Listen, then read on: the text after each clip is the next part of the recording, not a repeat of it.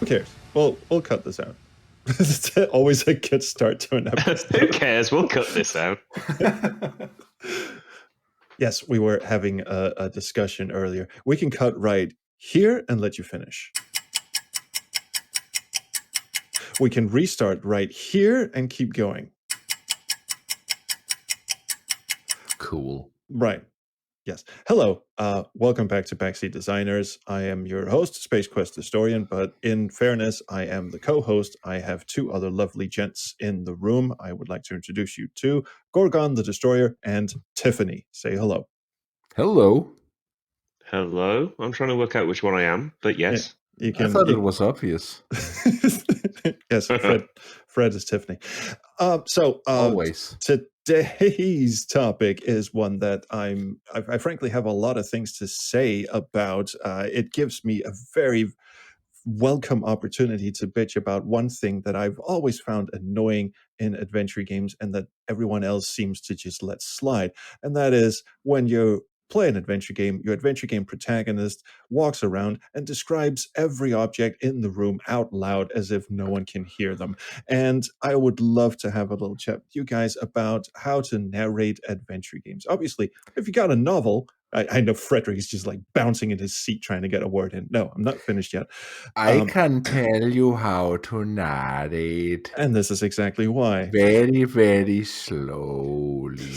So the point is, when you've got a novel, when you've got a piece of literature, the narration typically tends to take the form of either a first-person inner monologue thing or a third-person narrator. But when you've got an interactive entertainment piece, obviously the narration is a bit more tenuous. Like, where is it coming from? How much does the narrator know? In literature, we take this shit for granted, but in adventure games, not so much. So I'm going to finally shut up and let you guys have a go at what is your ideal sort of adventure game narration. Third person omniscience, first person, none. I don't know. It really depends on the game, doesn't it? It really depends on the narrative. And that's it, we're done. No, I mean, really, we have to give a shout out to the late, great Gary Owens, who was the perfect narrator for those games, that would never have worked as a first person thing, but not every single game can carry a third person narrator of that statute either. I think we should also give a shout out to Virginia Capers, who you did such an excellent impression in there. I'm a bit under the weather, so it's chain smoking Virginia Capers tonight. But of course, we are not organized enough to have done this in time. But Virginia Capers a couple of months ago would have turned 100 years old. So I think we should give her a shout out for her birthday. Insert audience clap sound effect here. Yes. Good on you, Mrs. Capers. Hope she wouldn't have given a speech. No. Well, here's the thing about Virginia Capers. The script for Gabriel Knight, Sins of the Fathers, is 1.5 miles long. And she had to go through a lot of narration because pretty much everything in that game has like a unique response or a unique quip or something. And she went through the whole thing in this very slow drawl. The fun thing about this is you mentioned novels. And now that we're talking about Gabriel Knight, I'm also thinking back to the first novel where you can tell that the way they wrote the script for the game, translating that to a novel, it actually fell apart. I can't remember the exact moment, but there's like one point in the game where when you get to the specific solution of one puzzle, it's like trial and error. You're only doing this because you're desperate. And Jane Jensen is very clearly struggling in the novel to figure out how to make that work. And eventually she just winds up having Gabriel Knight lay down in the park on his ass, and then something clicks in his head and he realizes just what to do. And I know the design is obviously to blame, but I can't help but think that if the script had been written in a way to focus on Gabriel's thoughts as opposed to someone describing Gabriel from the outside, that particular moment might have played out differently in the novel. Well, Trolls. You've said that you get really annoyed by the narrator just kind of takes you out of the moment, I guess. But the narrator is just sort of doing something really annoying. I can think of 3 recent examples that deal with it quite well because of the structure of the game. But I wondered if you wanted to say a little bit more about why it is that it pisses you off.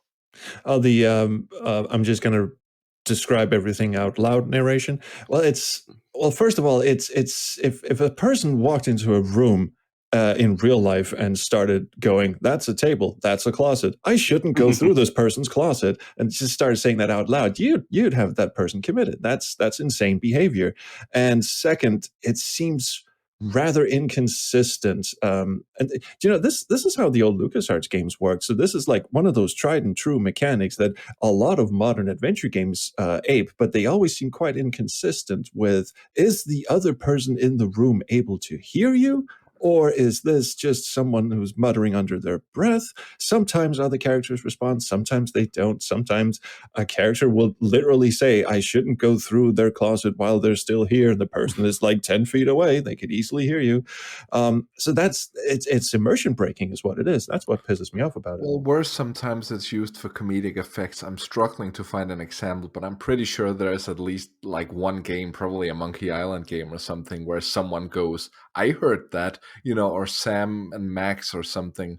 Monkey Island 2 does it all the time. Monkey Island 2 does it all the time. Yeah, right. I've seen it played for comedic effect, and that really ruins it whenever you have one of those moments where the character goes through a potential puzzle solution that will wrong the character standing within earshot.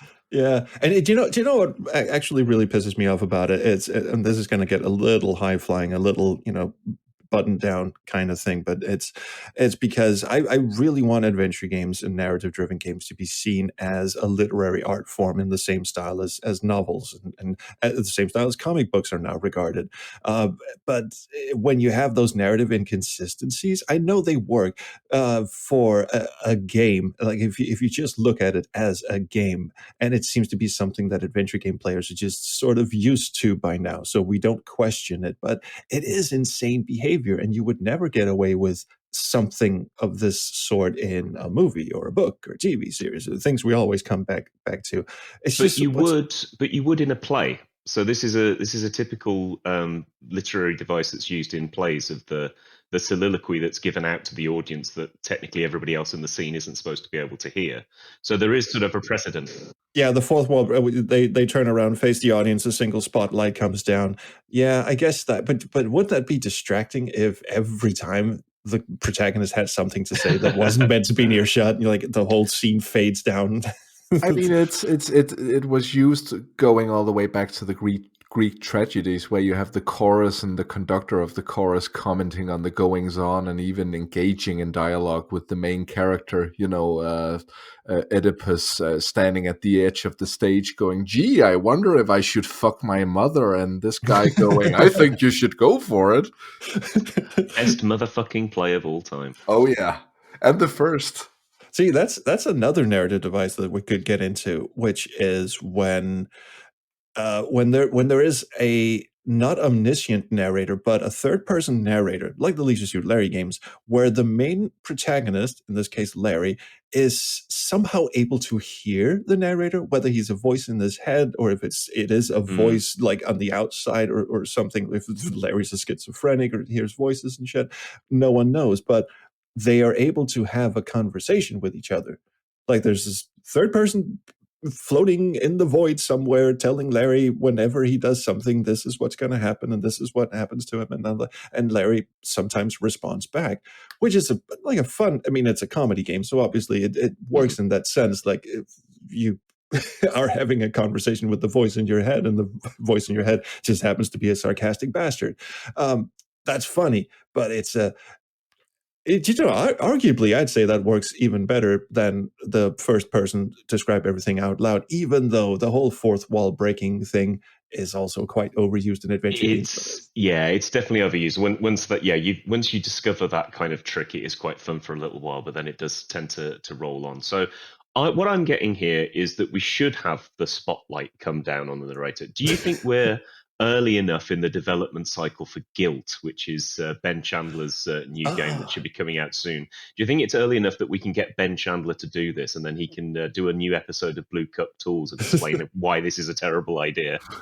Oh, do you know what? Do you know what? Ben Chandler is, from what I've seen from screenshots, he's doing the Dave Gilbert thing, which I think is an ingenious way of doing this. What he's doing, printing money. Yes, also that. But in terms of narration, he, instead of having a narrator or instead of having the main character describe shit out loud, he goes an entirely third route. The mouse over hover description is not just bench or door or key or whatever. It is a full-on look description. So you don't need the narrator. You don't need anyone telling you what's going on, because the mouse itself is, the hover message is the narrator.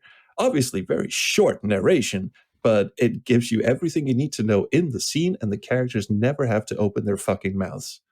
Well, look, we'll definitely have Dave on again, because that with this podcast is like 25% Dave episodes at this point. Dave is, he's our second spirit animal. Yeah, yeah, exactly. And we won't apologize for having you on, because he's a lovely, lovely man. He's the front seat designer, isn't he? Oh yeah, very much. Yeah, he's in the front seat, and we're just at the back, just chucking popcorn at the back of his head, and trying to get him to get distracted. But actually, it was a Wadjet Eye game that was going to be one of my sort of first example of this doing it quite well, because you see it to a certain extent in the Blackwell games, but definitely in Old Skies, where the conceit is that you're not talking just out loud to nobody. You're actually having a conversation with the person that the rest of the people in the scene can't see, but is actually a character in either the form of Joey or in the form of Noz. So you can have these big, long descriptions and this back and forth with the narrator to add more color to the world, without it necessarily having to be, as you were rightly saying, Trolls, this kind of annoying spotlight on the person either talking to themselves or just some disembodied voice coming through your speakers. Yeah, and Francisco, our first spirit animal, did something very clever and very similar in Lamplight City, which was that the narrator, or the role of the narrator, was the protagonist's dead friend who was haunting him. So it was a voice canonically that only the protagonist could hear, and it had a snarky sensibility to it, and he functioned both as sort of a plot point, because one of the things was like, who the fuck killed this guy? Let's go find out who killed my dead friend. And also he was the game's narrator. I thought that was a fun way of working the idea of a third person narrator into the game itself. Absolutely. And I think the other thing that you have the possibility with there is that your dead friend can be unreliable, right? Yes, they can refuse to divulge information that they could have divulged, or they can maybe deliberately steer you down a wrong path in order for that story to develop, which I really quite like. Which is it is a good thing. I don't remember much of Lamplight City. It was many years ago I played it, and I played it with Francisco on stream, and I purposely played it so I could get all the bad endings. I played it as terribly as I could, and he was right along with me, helping me do an absolute piss poor job. I don't recall if that, but I have this slight inkling that yes, there is in fact, some revelation down the line where the protagonist starts going, hey, wait a minute, have you been bullshitting me all this time, kind of thing. Is a brilliant plot point, absolutely. Unavowed did something pretty cool as well, with the protagonists being flipped on their head. I'm not going to spoil it too much, but it happens around halfway through the game. Not in a narrative sense, of course, but that whole unreliableness in the narration is something I'm a really big fan of, and it takes a lot of balls to pull off rightly. So I got a little off track there. Help me out, guys. No. Well, I mean, I'm also my mind drifts instantly to the Drifter. Not only because it's one of the most recent adventure games I've played, so it's actually in memory. I mean, in that case, I think the first person narration works on account of the writing being deliciously savory. Because a problem that I also have with this is if you have exciting narration, if your character has something interesting to say, even about people who are within earshot who probably shouldn't be hearing it, blah blah blah, I don't necessarily mind. If the writing engages me, I'm cool with it. It doesn't annoy me to the extent it annoys you. And I think the Drifter just did really well on account of being extremely well written. It's a very literary game, to go back to your earlier point about wanting adventure games to be taken seriously. Yeah, well, no question that the Drifter is magnificently written and voice acted as well. Perhaps a little overwrought when he starts, going blind and things start going weird for him. But yeah, pretty much. Wonderfully overwrought. Yeah, it's deliberate. I've gone on about these old 50s to 70s films that I love watching, and I love overwrought. I love over the top. Sometimes it's the best. Yeah. It's not something you want to overuse. I wouldn't want to play another adventure game in that style necessarily, but this one that just did that style really, really well, I adore. Oh yeah, absolutely. So my point being that you seem to be one of those people, and I'm not knocking it. I'm just slightly bewildered by it. I should say that it's one of those things that you will let slide because it's a narrative device that's been used so often in games that you've gotten used to it, and if the writing is good enough, the immersion isn't broken for you. No, I will let a lot of things slide on account of the adventure games that I have played. I've played Sierra and LucasArts games. Obviously, I'm willing to let a lot of stuff slide. I can see where you're coming from, and it's an interesting point. But yeah, I don't know if it's because it's been used often or if it just is just something that's easy to break away from for me if the writing keeps my brain engaged otherwise. I think the advantage though with the Drifter is that the not that the voice is different, as in it's a different actor playing it, but when he's doing narrative stuff, it's like you're playing one of these pulp kind of slasher novels, right? And so he's like, I open a door, I put my hand in the box, it'll never be in a bundle, that sort of thing. It's like hanging out with Michael Council. Actually, I do not believe those two are from the same region of Australia. You might be in for a fight there. They're all cunts. They're all cunts.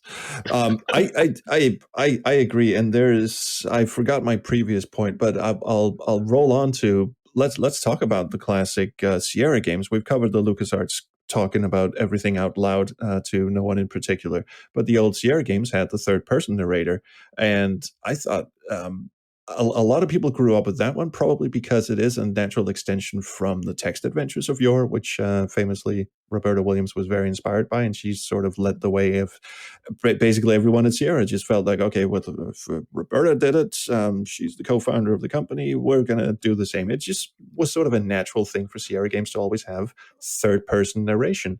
And it's one of those... sorry to interrupt, but I don't necessarily know if that's true, because I think someone like Scott Murphy relishes the idea of writing about Roger Wilco being slowly digested by a mushroom alien and like grisly third-person details. I don't necessarily know if the writing for Space Quest would be as funny had it been first person. Absolutely not. But here's the thing about the Space Quest games, particularly the early ones.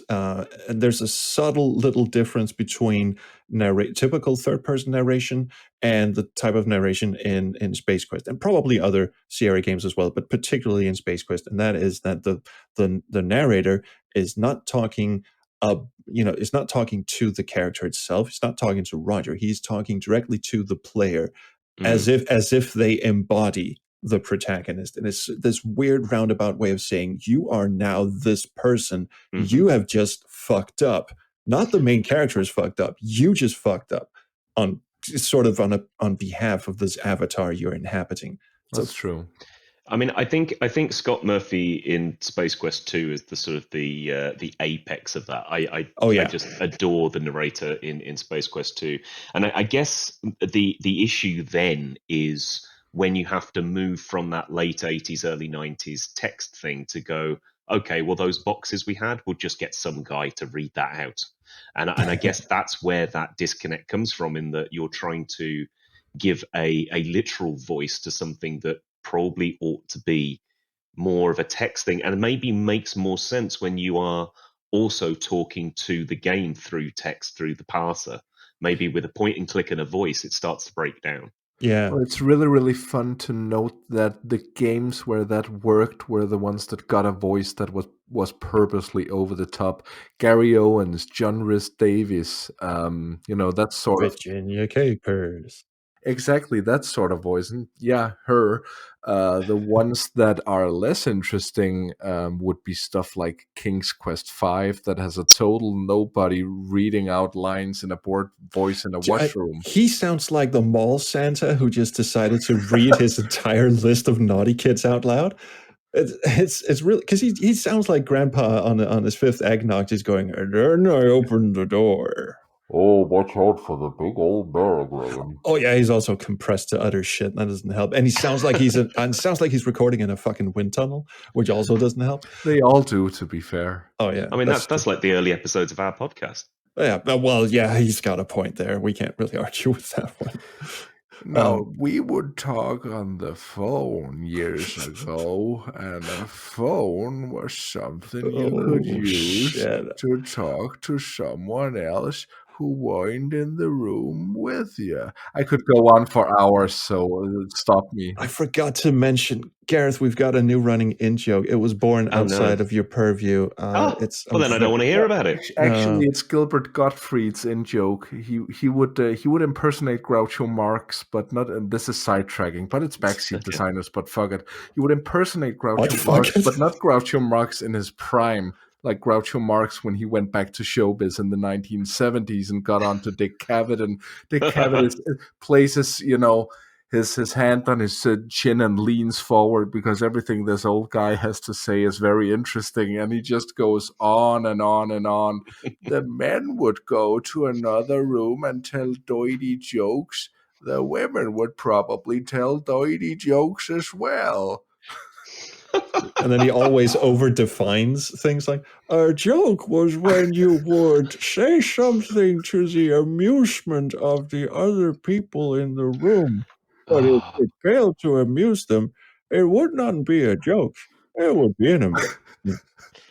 Because Chico needed the money. So, I mean, what I'm getting from this is A, you've had fun without me, which is absolutely unacceptable. Mm-hmm. But B, it's a shame that Gilbert Gottfried's dead because now he can't be the narrator on the next big adventure game. Good God, that would have been amazing. You open the door! We could always get Francisco to do it. He does it. I mean, Francisco would absolutely have cast him had he been able to. No question. Fuck yeah. No, okay, but back on track. Gareth, you brought up a very interesting point, which was that the whole text adventure influence of Sierra started going a bit to shit when they started hiring voice actors, which was the style at the time.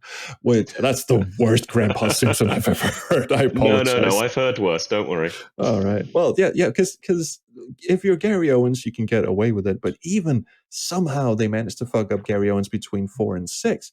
Because in 6, he's not the omniscient narrator anymore. He sometimes talks directly to Roger, and Roger responds, and Stella goes, "Did you hear that?" And Roger goes, "No, that's probably just the engines rumbling or something." And it starts getting a little disconnected. I love the omniscient narration from Space Quest 4, where again, you have this contract that you, the player, fucked up on behalf of the avatar you inhabit.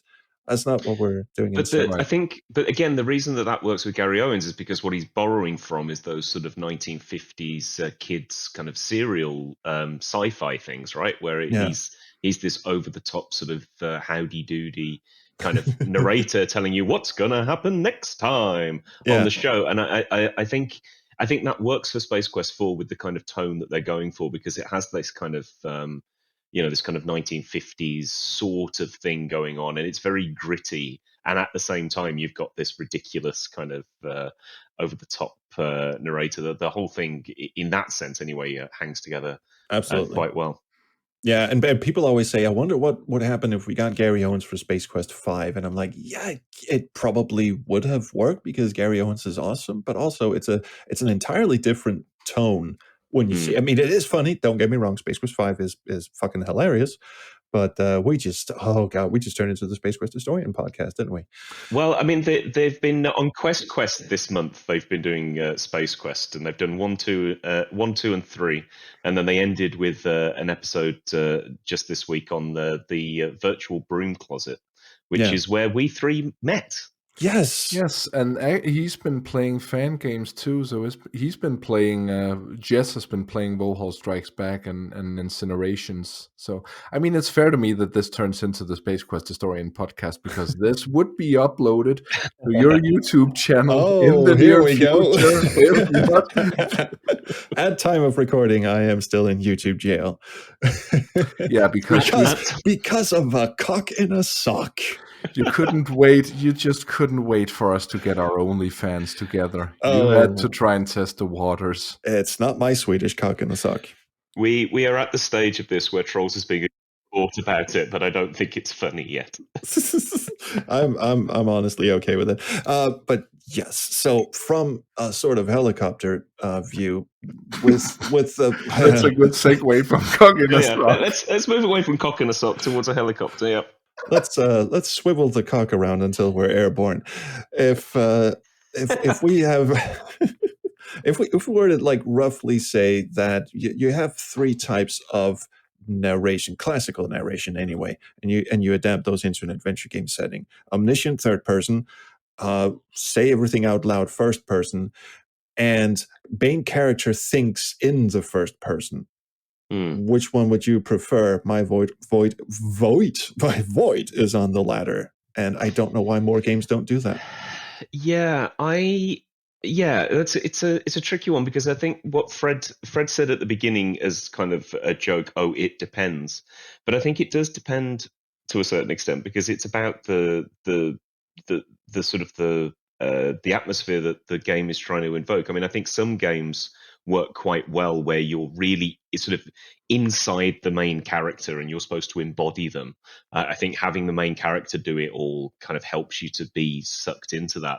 But there are other ones where, I mean, especially like a character like, sorry to keep coming back to it, a character like Roger Wilco, you're not really supposed to want to be Roger Wilco, are you? I mean, he is meant to be this everyman kind of blank slate. Everything that's happening around Roger Wilco is what's interesting, and therefore that's why a narrator like Gary Owens works really well in that kind of setting, if that makes sense. Yeah, you don't really want to hear from Roger. Conversely, another one that works extremely well and could not work in another way where you're inside the main character's head, that's the Tex Murphy games. Yes, I was going to bring that up, but go ahead. Those are brilliant. I don't know how much I have to add to it, but it's just that perfect film noir vibe. And, obviously we've had the pleasure of having that guy on the show, and he still speaks from the diaphragm when not as low as Josh Mandel when digitally manipulated, but still pretty convincing. But that's just perfect. I mean, that reverby, monotone way of expressing his thoughts, sort of like the Blade Runner narration if Harrison Ford had given a shit. Yeah. do you know what the thing about the Tex Murphy games is? People are going to say, well, obviously it works because it's film noir, and film noir, not just Blade Runner, but an actual film noir back from the 50s, 40s and 50s, all had that internal monologue. The detective is always thinking to themselves kind of thing. But I would argue it works just as well with other adventure. Like, imagine if Guybrush Threepwood was walking around and actually thought to himself instead of saying shit out loud. Wouldn't that have worked a treat? I mean, it's basically the Garfield thing where everyone's, Garfield has speech bubbles, but then you read a couple of strips and you realize first and foremost, okay, this is not funny. But another thing you realize is that he's got thought bubbles and everyone else has speech bubbles. So everyone around him is talking, but he's got these internal thoughts going. So I don't necessarily know if I agree, but one thing I do know about Tex Murphy is they completely broke it for Tesla Effect by introducing what's his face from Mystery Science Theater as someone to riff with, and it doesn't make sense, and it completely disrupts the flow of everything that was awesome about it. And it's as if they had Tex do comedic stuff as well, Suddenly he's yelling "tsunami" out of nowhere, and he's always had moments like that. But you're right. I didn't actually think about that because his little robot companion sometimes like responds to what Tex is thinking. Now, that's Exactly. a narrative disconnect all unto Yes, itself.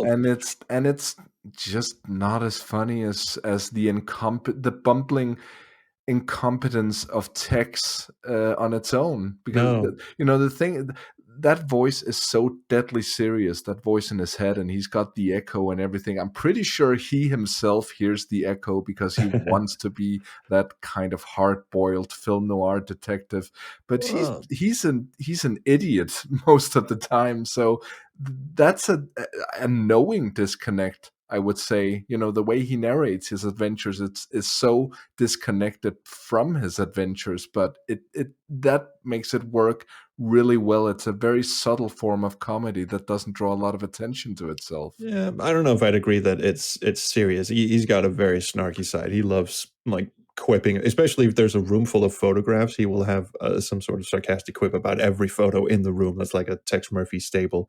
But I'm glad you brought up comic books. Actually, not Garfield in particular. No, sorry about that. But another genre of comic books that I'm not a huge fan of, but that they do narration in an interesting way. Superhero comic books, where characters will often be like in the midair about to throw a punch, and they'll have a 4-page monologue, internal monologue, going on about what they're going to do when they've thrown the punch, afterwards, how they're going to celebrate, whose tits they're going to drown in, all this sort of stuff. Frank Miller does the best comic book monologues. It's insane. Like having Batman reminisce about that. And I'm not making this up, honestly. He reminisces about the night his parents were killed in one of the Frank Miller comics and goes, "I touched my mother's breast. What the It fuck? bled on me." Good fucking lord. Yeah. Well, that doesn't happen in King's Quest. no, not until. What you mean to say is it hasn't happened in King's Quest yet. Yeah, that's true. Yeah, the Williamses are back. Yeah, well, if Microsoft does take the reins of the Sierra properties, we'll never know what happens. They might do the Netflix gritty reboot. They already did the shitty cartoon reboot. Might as well do the Netflix gritty one. But here's the thing. I mean, the whole reason I brought up the comic book thing is that instead of having everything happen in real time and Guybrush is walking around describing everything out loud, you could essentially like Max Payne freeze time and really give him the chance to not just narrate what he is seeing, but also, like, if it warrants it, like go into some full-on explanation mode kind of thing. I'm not entirely sure where I'm going with this, because obviously you don't want to be too long-winded about describing a desk chair, but Record scratch. You're probably wondering how I ended up here. yeah, exactly. I mean, you could either have that, or you could have you just reminded me of the Arrested Development narrator, who is famous for undermining every step of their of the characters' lives, and in a supremely snarky way. And also that whole setup payoff thing of a character saying they're going to do something, and then the narrator like in the next instant going, and that never happened. But yeah, this whole thing about narration has to happen in real time. There's no pause. That's another interesting mechanic that I don't think adventure games have ever explored, where everything just sort of stops for a while and the character just goes, well, maybe it has. I can see you guys are riveted. No, it's just a matter of struggling to come up with examples and failing pretty badly. And I didn't want to draw attention to my own idiocy, but thanks a lot. Also, it might just be a really terrible idea, because, I mean, if we look at stuff like The Longest Journey, lengthy internal monologues, or just indeed monologues of any kind, sort of tends to take people out of the experience. That's a good point. Is one of the things that I quite like about Dave's games, and I know that he said on our podcast before, the Dave Gilbert Wadget Eye Games. You all know who I'm talking about. That guy. Yeah, that guy. One of the things that he's always talked about is like you have to fight your instinct to overwrite. Yes. Like you can't just throw all the exposition into the narrator. If you want people to get more lore, you can have that dotted around the rooms and in the sort of the deep chain of the dialogue trees. But yeah, you can't just have a narrator talking for 8 hours in a 10-hour game. Oh, I beg your fucking pardon. No, you're right, and that's another thing that a lot of designers tend to forget. Some don't, and they do, and they don't in a brilliant way. But a lot of adventure game designers tend to think that if we just have characters talk about shit, we don't need environmental storytelling at all. I mean, I love Hobbs Barrow, but there are segments where the characters are just standing face to face, talking for ages, and that's really it. I mean, given that Hobbs Barrow is a slow burning mystery, it's not. If you're bored playing Hobbs Barrow, you're playing it wrong. But it's one of those things when you have nothing else going on screen, and when you just have like rooms that are, here's a forest, here's another bit of forest, here's a clearing. This has a house in it. It's kind of like the environments aren't really telling much of the story. The dialogue has to carry all of it, but you can't do interesting close-ups. You can't like switch character frames. They have a couple of those animations in there, but realistically speaking, 90% of the time, it's just two sprites standing face to face talking to each other. So that my point is, one of the things that probably would alleviate most of the concerns about what type of narration to have is just to have more environmental storytelling. And that brings me to the third example that I was going to talk about, which was Rosewater, where you don't have a huge amount of this sort of ridiculous narration because the main character is very rarely alone. So because you've always got at least one companion with you, there's always a conversation that's being had, and there's always a way that there can be a back and forth between those two characters in order to explain what's going on in the environment. And I would much prefer, I think, that, but of course it relies on a situation where you are always around other people, which is not always what's going to happen in every adventure game puzzle. It's an excellent point, actually. The whole thing about not just going, yeah, that's a door, it's probably locked, but actually asking the other character in the room, hey, do you think this door is locked? And all of a sudden you're having a dialogue instead of a monologue. Mm-hmm. Yeah, I like that. Yeah, more realistic as well, no question. All right, here's another one for you. One of my favorite games, Beneath the Steel Sky, has the let's walk around and describe everything out loud narration. So, but Beneath the Steel Sky is a fantastic game, so I'm going to give it a pass for that. However, one of the things I noticed was post Steel Sky, Broken Sword, and every game since from Revolution has used past tense voiceover.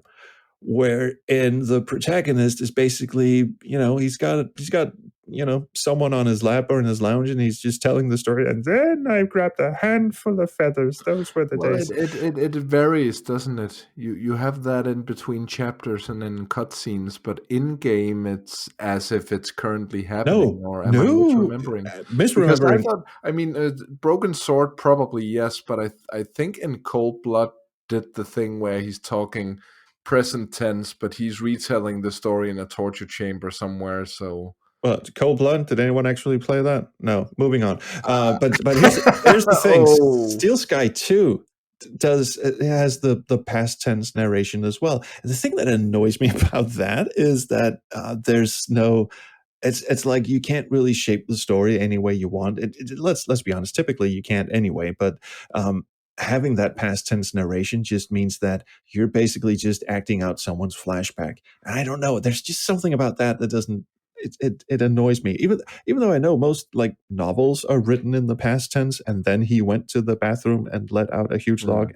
It's very rare to find a novel that's written in the present tense. It's also very rare to find a novel that includes that sentence that you just rattled off. Oh, that depends on which section of the library you go to, my friend. But yeah, and which edition of Dracula.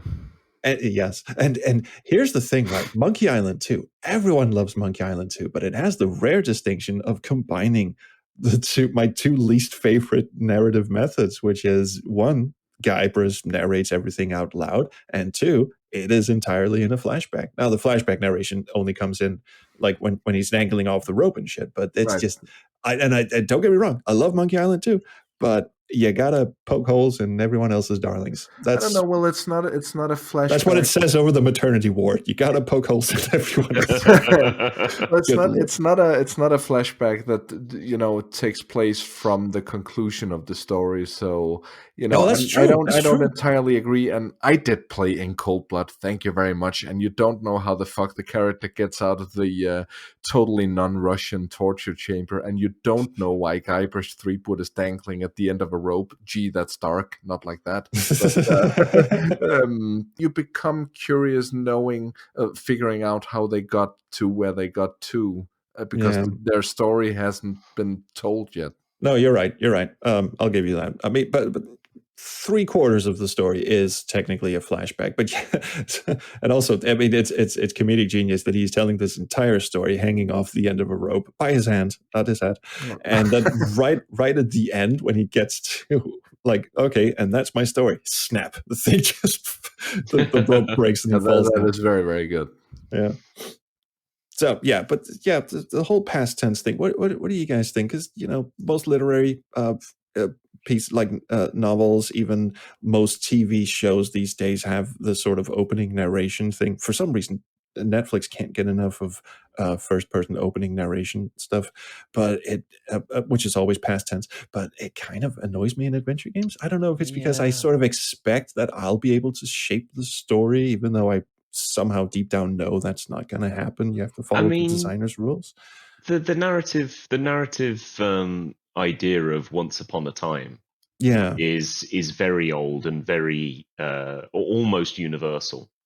So I guess it's just variations on the once upon a time in a galaxy far, far away. It's a it's but I do get what you mean, that if you are constantly relying on these old things, you're not trying anything different. I mean, that again is what I really like about the Drifter and the way that it does the narration, because in some ways it's a very old device of making it like one of these kind of schlocky sort of pulp things, but at the same time it's doing something in a way that we don't often see in adventure games, and I feel like there is more scope to try a few more things than are currently being tried. Yeah, I think the Drifter is it's first person. I'm sorry, it's present tense, also first person, but it's present tense for most of it. And I think I've just really figured out what it is about past tense narration that annoys me. It is not just that I want to shape the story, but also that you're sort of being dragged along on a leash.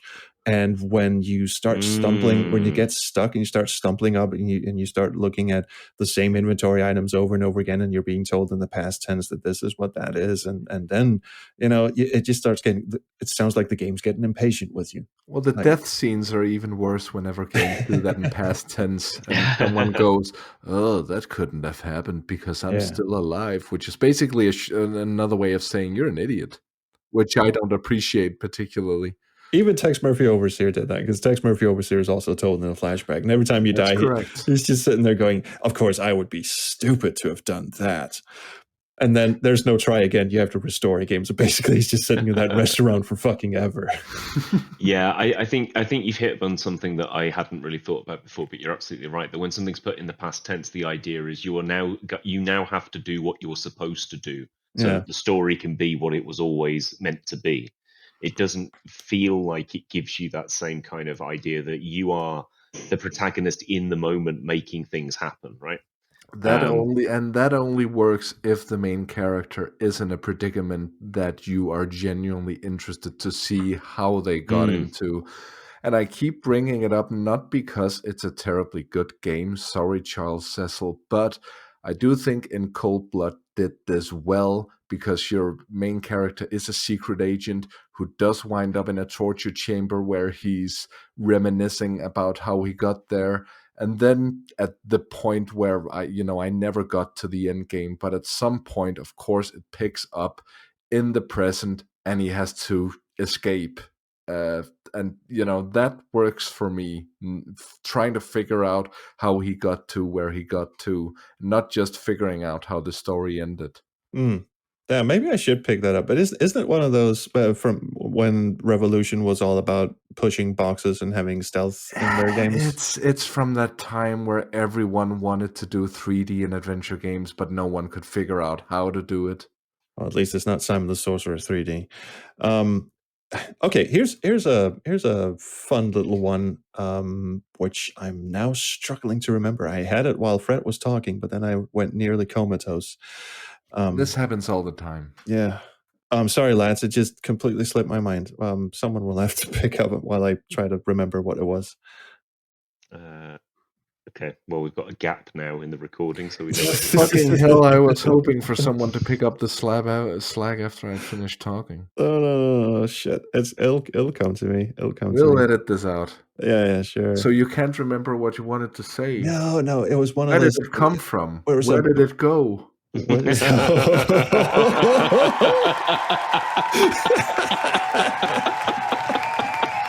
Applause. That's well done. Standing ovation.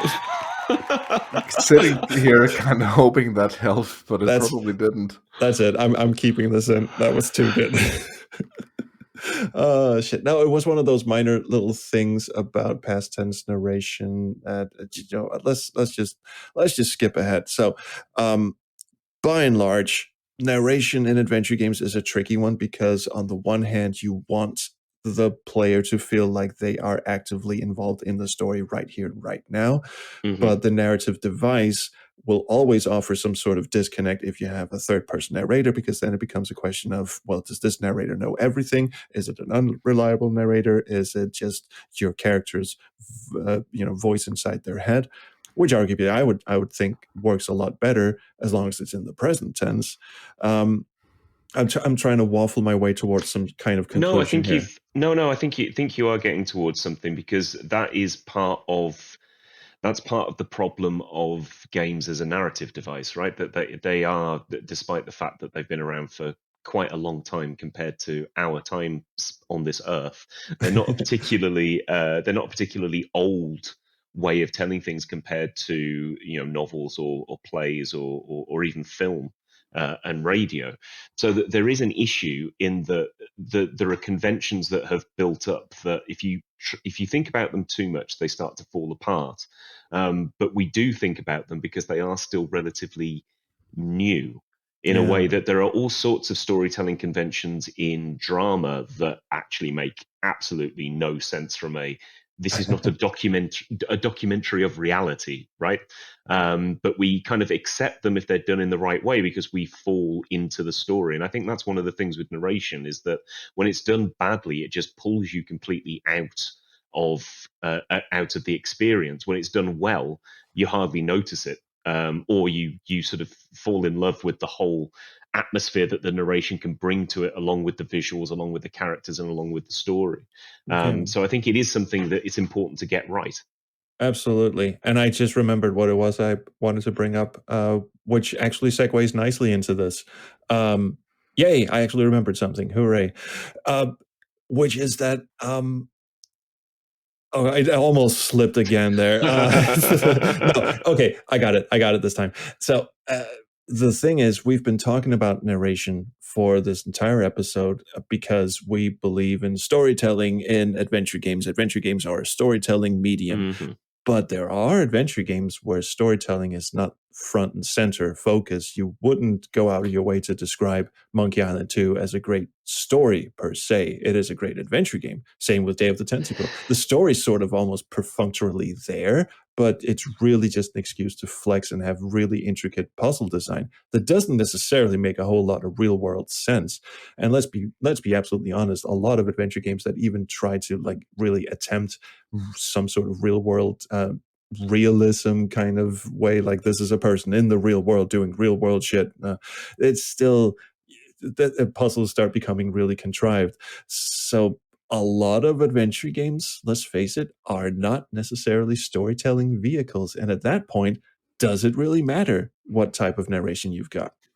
That's a fair point. I feel like we've kind of, I don't know, maybe it's because I just am not interested in those games at all and therefore don't go anywhere near them. But I feel like those kind of adventure games where the story was almost incidental, I feel like that's kind of melted away. I feel like most of the point and clicks that are being produce now, the whole point of them is the story, primarily because this is the one genre where that can still be the thing that can be pushed. Like if you are really interested in puzzles, there are puzzle games. If you're interested in action, there are action games. But there's something about the point and click that is meant to be this kind of narrative driven thing. Oh, well, here's the thing, right? Yes, you're absolutely right. You're absolutely right. Most modern, if not all modern point and click adventure games are story first, and the puzzles are sort of, they're there, but we really want to tell a story first and foremost. I think we can blame Ragnar Turnquist for that, by the way. Longest Journey really went a long way to pave the ground for that one. But a lot of the really, really, really good games of the so-called golden era were these, for me at least, were these types of games. Day of the Tentacle, Leisure Suit Larry 6, games where the story almost was just a backdrop for having these really, really great interconnected puzzle chains that were satisfying to solve, and the reward for solving them were not to advance the story per se. It was to just see what happened and what opens up to you, and you start exploring the game world further, which is something I'm kind of missing from modern day point and clicks. It's because we've talked about this previously. A lot of modern day point and clicks kind of feels like they're shoehorning puzzles in between their oh so well crafted lore and storytelling. Yeah, Very true. I kind of miss the former. And you get disconnected very quickly from these recent games if you do not care for the story. You know, Yes. everything hinges that's on that. true. So if you get into something and you realize I don't actually care for what's going on, you don't really want to continue. You just kind of leave it on your Steam account for the longest time. Yeah, that's the trouble, right? Like you said, if the story doesn't grip you, then what have you got to hold on to? The like scraps of puzzles that are included for your benefit, dialogue puzzles most of the time. There's nothing wrong with that if the story is absolutely riveting. Let's go back to Old Skies, for instance. Most of that game is dialogue puzzles. And it's and it works because the dialogue is fantastically written and the story is interesting, and it fucks with your mind in all the right ways. So I will happily play Old Skies, even though as a puzzle game you aren't really solving that many puzzles. Here's the thing about puzzle games, though. If you I know we're not having a debate here. I just want the listener to know the difference between the listener should know why he's wrong. The listener, this is why you are wrong, and this is why you can stick your cock in a sock. The reason why there's a difference between puzzle games and adventure games is that puzzle games typically tend to rely on, seventh guess type logic puzzly shit. There could be a story, but every time there's a puzzle, the whole story just stops dead in its tracks until you figure out a way past this cock block. And adventure games have this ebb and flow to their puzzle designs. Sometimes they will cock block you, sometimes you will get stuck, but if it's a really good, really well-designed game, like Leisure Suit Larry 6, like Day of the Tentacle, like Monkey Island 2 for that matter, where you have multiple puzzle chains going at once. If you get stuck in one corner, you go to another corner and try to work on that instead. And I miss those kinds of games where you're not necessarily hinging on the story to do all the work for you. That you could, like Leisure Suit Larry 6. I'm not playing Leisure Suit Larry 6 because I want to get with a lot of chicks and be humiliated. I'm not really. I don't really think Larry is that interesting of a guy, nor is the environment he inhabits really all that interesting. It's the puzzles that drive you. Certainly, some of the narrators' quips and the writing and some of the set pieces, the ones that aren't blatantly homophobic. But yeah. Well, Al Lowe was always kind of into that, wasn't he? I mean, Leisure Suit Larry 1 has a very definite goal, but Leisure Suit Larry 2 just has you fucking around and stumbling on this story. And so many airplane jokes. And airplane jokes are usually like the bottom of the barrel scraping type comedy material, but he just makes it work. That endless conveyor to the terminal that is unskippable. Larry won't walk, but if you don't do everything prior to that in it's on a timer, basically. If you don't do everything prior to that, and you then get on that conveyor, you won't reach the terminal in time, and the game is soft locked. It's just, oh man, it's such a brutal but very funny way to look at that. And you can only do that in an adventure game. You can only really capture the utter frustration of fucking up at the airport, something Frederick will gladly regale you with in private, because let's not do it here. I am an absolute master at fucking up at airports. I warned you about that. No, that is actually the narrative method you call a callback, because I warned you about that fucking suitcase on the train in Denmark. It went through 3 flights, no complaints. But yeah, the 4th flight, sure, now it's too heavy. Now that's a Leisure Suit Larry 2 turn of events. Yes, and it is, and nothing I think captures that frustration better than the airport scenes in Leisure Suit Larry 2. Anyway, that was actually kind of a tangent. I didn't really want to talk about Leisure Suit Larry, but you're absolutely right. Yeah, Larry 2 has you fucking around locales that aren't really that interesting. And the story is really very much like, oh, mistaken identity. I'm suddenly carrying, a microfilm from the KGB for some. I mean, it's like 1,000 stories have told that. But the funny thing is, when you get to those locales and the shit you get up to, that's where the real fun is for me. So I miss that. Modern adventure gamers. Developers, actually. Yeah, so take that as, shit, I can't even find the word. Yeah. Please, by request from the backseat designers, fuck around in your games a bit more. Put that in your sock and smoke it. Do you know what? That actually has nothing to do with the narration in particular. I think I just completely derailed this episode. To some extent it does, because early on we also touched about how the design influences the narration, and you might say in some ways vice versa. How do you want to tell your story? What kind of story do you want to tell? How do you want to convey that story to the player? I think it all hangs pretty tightly together. Shit, you're right. We just went full circle back to your... Oh, hey, I'm terribly sorry. You are actually a genius, sir, because if you were to make the argument for games that are not necessarily narrative-driven, but are excellent adventure games in and of themselves, I would not personally give too much of a shit about the type of narration they employ. They can walk around and describe tables out loud to their heart's content if the puzzles actually make me, make me feel rewarded for solving them. I mean, I might still get a bit annoyed because you got stuff like Monkey Island 2. For some reason, it rubs me the wrong way, because I know it's a comedy game. I know it's fantasy. I know it's, but Monkey Island 2 is as close as you'll get to a story-driven Monkey Island game that's not complete shit. So, I stuck that one in there, didn't I? I mean, the thing about that is also that, and I'm about to throw a wrench into the cogs here, but not a sock, not the cogs, the cogs. Oh, the cogs, yes. Right. In the suitcase. I would argue, aside from the framing story, the vast majority of narration in Monkey Island 2 is optional, because you don't necessarily have to look at everything. You don't have to make Guybrush Threepwood talk. I mean, on your first playthrough, you may have to try to figure out where you're at and get your bearings, but you don't necessarily need to think of this as a constructed narrative. You're the one building it. You're the one making him talk into thin air most of the time, whereas you can't really skip over Gary Owens talking to you. True, but Duke's up here, because the one thing that's been drilled into every seasoned adventure game players from the get-go was look at everything, touch everything, fuck with everything. You will be rewarded for doing so if the game is written properly. So I don't know. Agree to disagree on that one. You could make like a wordless speed run. It would be like the adventure game equivalent of an any %. Like you just speed right through it and not look at anything and not talk to anyone. But where's the fun in that? Well, for a speedrunner, there is fun in that. Hello, every speedrunner. I'm not dissing you or anything. You kind of were. Well, I'm dissing everyone at this point. It's all because of Swedish Eurodance. Yes. Swedish Eurodance can get fucked. Shame on them. Yeah, I know.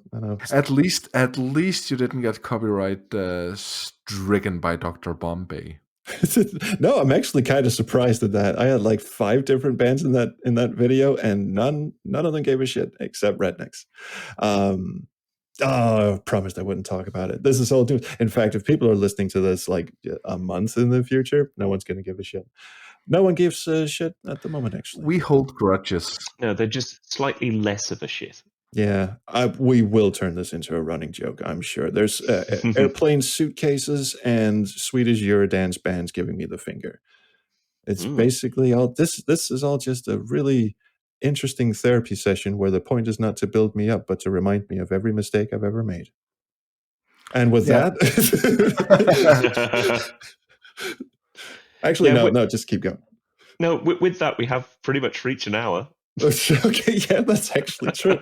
With that, we will end this on a very sobering note, I guess.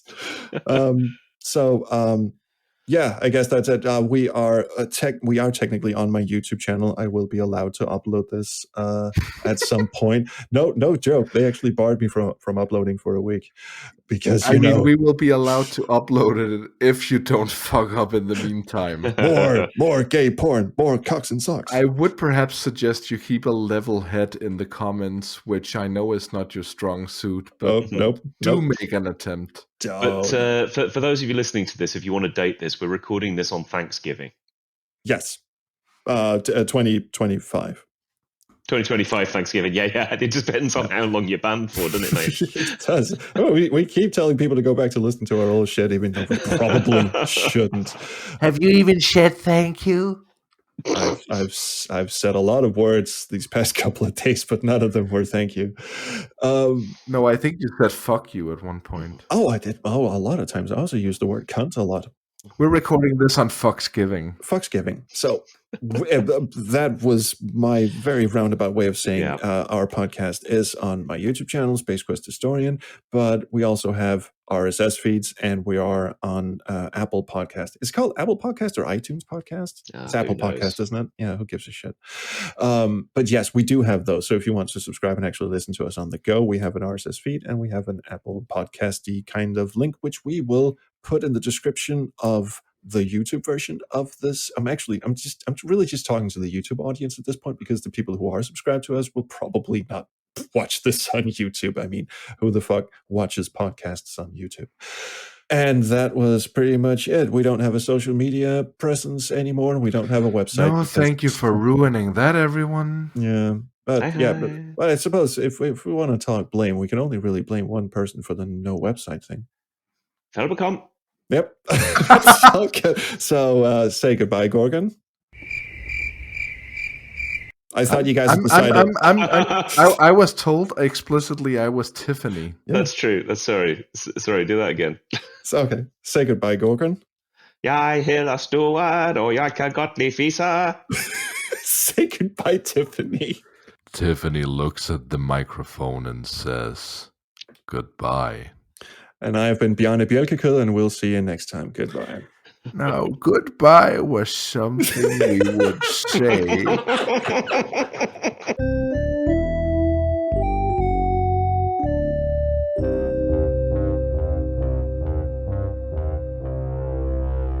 Clown pussy. Nå, det er lækkert.